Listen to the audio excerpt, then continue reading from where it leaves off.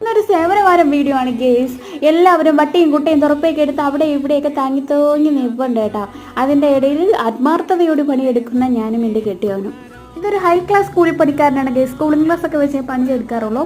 സംഭവം എന്ന് വെച്ചാൽ എല്ലാവരും ജോലി അവിടെ ഇവിടെയൊക്കെ എടുക്കുന്നുണ്ട്. നമ്മുടെ കുടുംബ വീട്ടിൽ ചേട്ടനൊക്കെ കുറച്ച് ദിവസത്തേക്ക് താമസത്തിന് വരുന്നുണ്ട് കേട്ടോ. അപ്പോൾ അത് കാട് പിടിച്ചൊക്കെ കിടക്കിയിരുന്ന അതൊക്കെ ഒന്ന് വൃത്തിയാക്കി ക്ലീൻ ആക്കി എന്നാണ് അവരെ അങ്ങോട്ട് കുടിയിരുത്തണം. അതിന് വേണ്ടിയിട്ടാണ്.